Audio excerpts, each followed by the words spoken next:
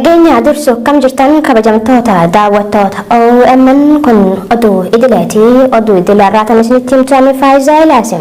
Jalqaba irratti oduu gaddaatiin isinitti himna.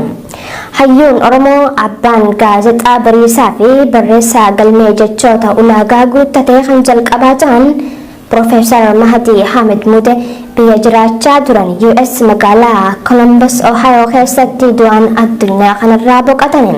Profeesar Mahadii Hamid Muude abbaa isaanii obbo Hamid Muude fi harmee isaanii aadde Hamiidaa Ahmad irraa bara 1942 godina Harargee lixaa magaalaa Ciroo ganda Madhichoo jedhamuun yammutti dhalatanii kan guddatan ta'uu seenaan isaanii ni ibsa.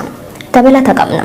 Hayyuun Oromoo abbaan gaazexaa Bariisaa fi barreessaa galmee jechoota ulaagaa guuttatee kan jalqabaa ta'an Profeesar Mahadii Hamid Muude biyya jiraachaa turan United States magaalaa Columbus Ohio keessatti du'aan addunyaa kanarraa boqotaniin.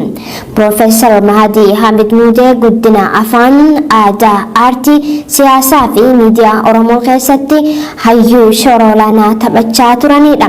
Kana malees raadiyoo sagalee Oromoo jedhamu banuudhaan bakka jiraachaa turan Ameerikaa irraa gara Oromiyaatti tamsaasuun uummata keenya qabsoof dadammaqsuu irratti akka gumaachan seenaan isaanii ni ibsa. Profeesar Mahadii Hamid Muude dabalataanis barsiisaa herregaa fi fiiziksii akka turanis ibsamee jira. Hayyuun kun dhibee onnee tasa isa mudateen dhukkubsachuun lubbuun isaanii akka dabarte namoonni itti dhiheenyaan quba qaban himanii jiru. Profeesar Mahadii Hamid Muude hundeessaa gaazexaa afaan Oromootiin yeroo duraatiif bara 1975 maxxanfamuu jalqabe abbaa gaazexaa Bariisaati. Gaazexaa kana irratti gulaalaa olaanaa ta'uun waggaa 17 hojjechaa turanii jiru. Dhuma bara 1960mootaa fi bara 1970mootaa keessa waayillan isaanii kanneen akka Lammeessaa Boruu, Kuwee Kumsaa, Ibraahim Haajii Alii fi Ibnuu Angosee dabalate hayyoota Oromoo hedduu wajjin ta'uudhaan dhimmoota Oromoo fi Oromummaa irratti hojjechaa kan turan. Profeesar Mahadiin baroota 1970moota keessa funyaan sirna nama nyaataa jala taa'uun hojiilee hayyootaa kanneen isaan dura afaan Oromoo irratti dalagaman bal'inaan xiinxaluun booda qorannaa qubee afaan Arabaa, Gi'izii fi Laatinii irratti gaggeessuudhaan qubeen Laatinii afaan Oromoo ittiin qopheessuuf kan mijatu ta'uusaa mirkaneesse. Qubee afaan Oromoo kan amma itti fayyadamaa jirruun wajjin walitti dhiheenya kan qabu Laatinii irraa kalaqee akka tures kanneen itti dhiheenyaan beekan ragaa bahu. Namni kun sodaa takkaan maletti bara 1974tti koree sirna Impaayera Itoophiyaa kan zamachaa jedhamuuf qubeen Gi'izii akka rakkina qabuu fi afaan Oromoo ittiin qopheessuuf kan hin mijanne ta'uu eeruun barreeffamaan piroopozaala qopheessuun qondaalota sirna yeroo saniitiif dhiyeessuun gaafachaa turanis haalli bulchiinsa wayitiisan ilaalchi uummata Oromootiif qaban hamaa ta'uurraan kan ka'e bu'aa bayii hedduu keessaa akka turanis gaafiif deebii wayita lubbuun jiran miidiyaalee garaagaraa wajjin taasisan irratti ibsanii jiru. Profeesar Mahadii Hamid Muude abbaa isaanii obbo Hamid Muude fi harmee isaanii aadde Hamiidaa Ahmad irraa bara 1942 godina Harargee lixaa magaalaa Ciroo ganda Madhichoo jedhamuun yaamamutti dhalatanii kan guddatan ta'us seenaan isaanii ni ibsa. OMN maatii fi firoottan Profeesar Mahadii Hamid Muudeetiif obsaa fi jajjabina hawwa. Dirreen siyaasaa dhiigaa fi cabalafee qeerroo Oromootiin bal'ate sirna karaa qaxxaamuraatiin aangoo qabateen dhiphisuun duudhaalee hoggansa jijjiiramaatii miti ijoo jiraattonni godina Baalee magaalaa Agaarfaa irraa OMN fi yaada isaanii kennan. Hayyoota dirree siyaasaa bal'isanii jijjiirama waaraa kana fidan hidhanii filannoo gaggeessuuf qophaa'aa jirra jechuun uummata tuffachuus akka ta'e ibsaa jiran. Siraach sabaafan qindeeffate qaban. Gareen gadaan bulchiinsa isaa hobbaate filannoo biyyaalessaa Itoophiyaa marsaa ja'affaa bara 2013 morkiin paartilee siyaasaa irratti mul'anne geggeessuuf qophiin taasisaa jiru uummata sirna cunqursaa hafate biratti fudhatama hin qabu jedhaa jiraataan aanaa Agaarfaa irraa OMN ni dubbise. Caasaan bulchiinsa mootummaa uummanni paartii bilisiginnaa qofa filatu akka qabuu fi paartilee morkattoota akka humna badiitti dhiyeessaa jiraachuu jabeessee qeeqaa jira jiraataan kun. Murni karaa qaxxaamuraatiin injifannoo saamee waadaa uummataa nyaatee waqtii filannoo dhiyaataa jiru kanatti keessatti mootummaa gaafii uummata Oromoo deebisuuf hojjetaa jiru fakkeessee of dhaadheessuu jalqabee jira jedha. Erga waadaa fi gaafilee Oromoo cinatti dhiisanii ilaalcha isaanii tarkaanfachiisaa turanii booda amma afaan mi'eeffatanii nuti uummata keenyaaf hojjenna jechuun dhiiga uummataatiin qoosuudha jechuun sochii dabballee naanaa fi godinaa filannoof taasisaa jirtu irratti yaada kenneeti jira. Egaa haala filannoo bara 2013 gaggeeffamu wal qabate haalli jiru du'aachisaadha. Akka godina Baaleettis keessaa'u paartii bilisiginnaatiin alatti paartiileen morkattoota akka hin dorgomnee fi akkaataan deemaa jiru baay'ee namatti hin tolu jechuudha. Paartii bilisiginnaa qofa deeggaraa paartii bilisiginnaa qofatu filannoo irratti dhiyaatachuudhaan eegantoota keessa deemuudhaan miseensa horachaa turan jechuudha. Kanaaf haala waliigalaatiin filannichi kan milkaa'uu danda'u yoo nuti qofa paartiin bilisiginnaa jedhee uffamu kun qofti uummata keessa gadi bu'ee beekamtii ofii kennatee filannoo kanarratti hirmaate qofa jechuudhaan uummata keessa deemanii afaan faajjii gaggeessaa jiru. Aanaa Garfaa keessatti ajjeefamuu artistii Haacaaluu Hundeessaa hordofee namoonni 500 gaan kan hidhaman yoo ta'u irra caalaan isaanii hidhaa bahanis hooggantoonni fi miseensonni paartiilee morkattootaa ammas mana hidhaa keessatti dararamaa jiru. Kanneen hidhaa jalaa miliqan ammoo erga qeefii hojii isaanii lagatanii lubbuu ofii baafachuuf aanaa Garfaa keessaa bahanii ji'oonni 6 lakkoofsifamanii jiru jechuun dubbataam jiraatan kun. Walumaa galatti mootummaan filannoo haqa qabeessaa fi dimokiraatawaa geggeessuuf hidhamtoota siyaasaa Oromoo manneen hidhaa aanaa hamma federaalaatti jiran gadhiisuun waltajjii biyyaalessaa olaantummaan seeraa keessatti mirkanaa'ee fi hunda hirmaachisee adeemsisuu qaba. Eega jedheen booda biyyattii afaan boolla kufaatii geette baraaruu kan danda'u hayyoota Oromoo mana hidhaa jiran gadhiisee waliin mari'achuu qofa jechuun yaada isaa goolabe. Murni afaan qawweetiin biyya bulchaa jiru hayyootaa fi qabsaa'ota Oromoo hidhuun haala isaaf tolutti yeroo beellama isaanii jalaa dheeressuun shira biraa of keessaa qabaachuu akka hin oolle nu shakkisiisaa jiran qeerroon godina Jimmaa. Murni kun cubbuu hanga ammaatti raawwatee fi lola sabboonummaa Oromoo waliin seenerraan kan ka'e humni isaa cabeeti jira kan jiran qeerroowwan kunneen uummanni Oromoo carraa kanatti fayyadamuun haqa isaatiif falmate mirga abbaa biyyummaa fi mirkaneeffachuu qabaa jechuun dhaamane. Akkuma guyyaa kaleessaa obbo Jawaar Mohaammed dhaddacha irratti dubbate wanti godhamaa jiru filannoo irraa isaan hambisuuf kan kaayyeeffatamedha kan jiran qeerroon godina Jimmaa kunneen shira xaxamaa jiru kan harkatti fashaleessuun ammoo dirqama hunda keenyaati sii jaane. Sana segaa waan beekamaadha waan ta'eef maal si jira beekta. Abbaan wallanii namatti marsuu ta'ee inni kan isaa jirus inni kasafamaa jirus tokkuma jira jechuudha. Haa ta'utii garuu dhugaan immoo yoomiyyuu isaanaan hin dhorkatu isa bahutti jira. Garuu biyyoon akkanaa rabbiin gurraasa baasu nama Oromootu waliin ta'ee tokkotee waliin dhaabbatee waan kana ofirraa kaasuudhaaf deemee gaariidha kan jedhu qaba. Akkuma kaleessa jiru waraana isaa kaasuudha yaale wanti godhamaa ture akka jirru filannoo irratti hin yaada. Akka hooggantoonni kun gara filannootti hin yaadne kan godhamaa ture. Kanaaf uummanni Oromoo bakka jirutti wanni kana dammaqee waan kana gaarii.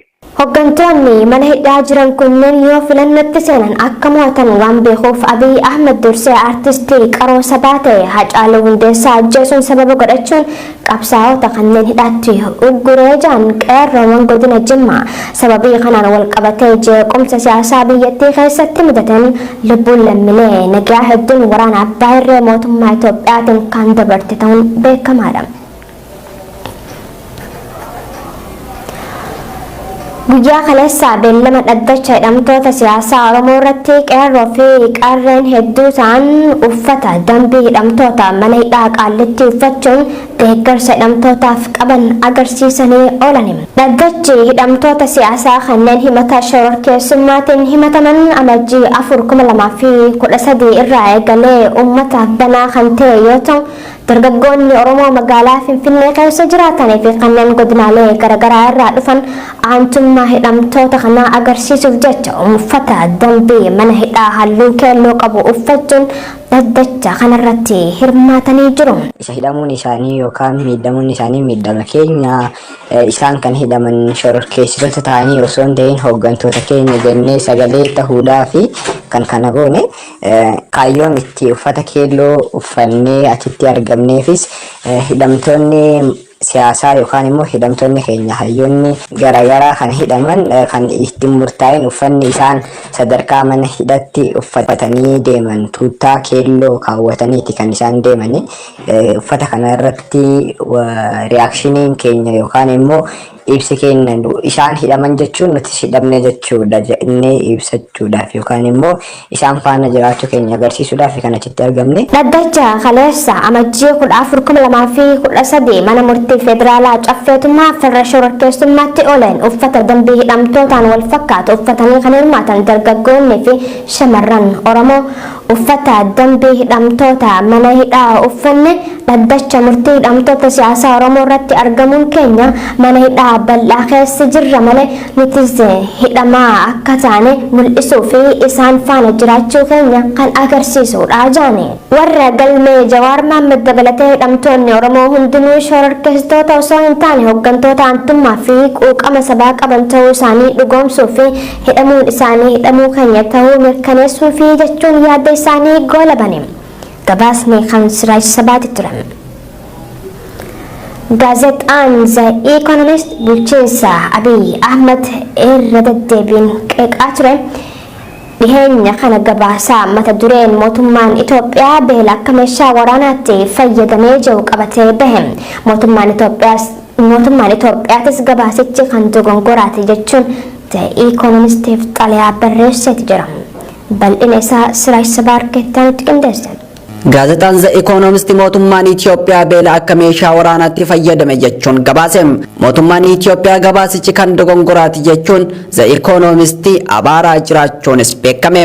The Economist seensa barruu isaa irratti Itoophiyaan biyya beelaan dhahamte ta'uu hawaasni idil addunyaa kan beekan ta'uu yaadachiisuun bara 1985 Itoophiyaa mallaqa sassaabuuf koonsartiin qophaa'u hime.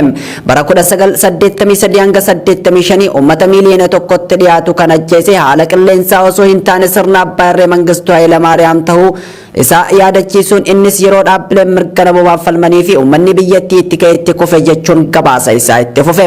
Ammas jedhee The Economist muummeen ministeera Abiy Ahmed kan bara 2018 aangoo qabatee badhaafamaa Noobeelii nageenyaa ta'e biyya baay'ina uummataatiin Afrikaa irraa sadarkaa lammaffaa taate irratti beela akka meeshaa waraanaatti fayyadamaa jira jedhe. Lola jalqaba ji'a sadaasaa bara 2020 naannoo Tigraayitti jalqabe hordofee dhaabbileen gargaarsaa naannicha keessatti namni miliyoona 2 hamma miliyoona 4.5 deeggarsa atantamaa akka barbaadan ibsuu isaanii yaadachiisuun garuu sababa neetworkiin cufaa ta'eef naannicha seenanii haala qabatamaa achi jiru kabaasuu hin dandeenye jedheetii jira. Dhaabbileen gargaarsa namoomaa deeggarsa namoomaa naannicha dhaqqabsiisu mootummaa Itoophiyaa gaafatanis hayyama kennuu dide kan jedhe The Economist humni waraana mootummaa naannicha keessatti midhaan gubuu fi beelada fixee jira jedha. Kun ammoo dhugaa taanaan yakka waraanaati jechuun mootummaan Itoophiyaa beela akka meeshaa waraanaatti fayyadamuu isaa ibse. Gaazexaan kun itti fufuun Itoophiyaan biyya hanqina sharafa alaa qabdu yoo taatu liqaa international monetary fund fi baankii addunyaatti hirkattuudha jechuun amma mootummaan dhiyeessii nyaata Tigraay hin dhaqqabsiisinitti doolarri akkuma irraa dhaabbatetti itti fufuu qaba jedhe. Mootummaan Itoophiyaa gabaasa The Economist kana ilaalchisee xalayaa dhaabbatichaa barreesseen gabaasni The Economist kan dogongoraati jechuun qeeqa irratti dhiyaate haaleetii jira. Dhaabbilee gargaarsa bebbeekamoo The Economist wabeeffatee gabaasee argaatuma dhugaa dubbatame kana haaluu mootummaan Itoophiyaa The Economist jibbaa Afrikaanotaa qaba jechuun qeeqa dhihaate kana ofirraa dabarsuuf daboo biyyoota Afrikaa yaammachuu yaaleetii jira. Oduu keenya xumuraatiin tibbana aangoo pirezidaantummaa Joo Baayidaniin kan injifataman Doonaald Tiraamp seenatara Ameerikaatti himachuuf fiixata eegalamaa jaame. Himannaan Tiraamp irratti dhiyaatu kan torbee dhufu kun erga pirezidaantiin aangoo irraa ka'e kan adeemsifamu ta'uun seenaa Yuunaayitid Isteetsi keessatti isa jalqabaa ta'ee jira jaame. Dabalata gabaasa kanaa Muhammad Morkamaa keettaatti qindeessa.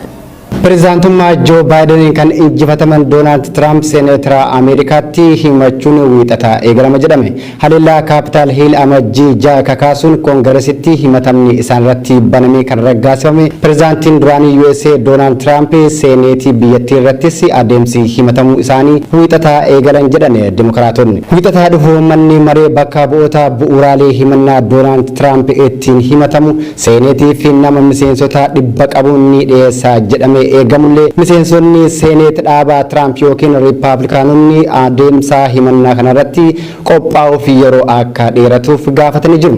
Tiraamp deeggartoonni isaa kaapitaal hiil akka weeraran godhaniiru jedhamuun jeequmsa kakaasuun aangorraa kan kaafaman yoo ta'u manni maree Dimokiraataas himata Tiraamp irratti dhiyeessanii seeneetiif dabarsuuf qophaa'anii akka jiranis beeksisanii jiru. Tiraamp yeroon turtii masaraa keessaa akka xumurameen gaafa roobii sirna dabarsaa aangoo pirezidaantummaa Baayidaniif qophaa'e irratti osoo hin argamin gara Filooriidaatti akka qajeelan beekamee jira. Himannaan Tiraamp irratti dhiyaatu kan torbee dhufu kun erga pirezidaantiin aangoo irraa bu'ee kan adeemsamu ta'uu seenaa USA keessatti kan jalqabaa ta'uu miidiyaalee addunyaatiin gabaafamaa jira. Hayyan daawwattoota keenya kabajamoo fi jaallatamoo oduuwwan idileen sa'aatii tanaaf qabanne isaan gammaatti daawwattanidha. Oduu tana isinitti himuun isin faana turte ana Faayisaa Eliyaas gama ogummaa teeknikaa fi gulaallee suur sagaleetiin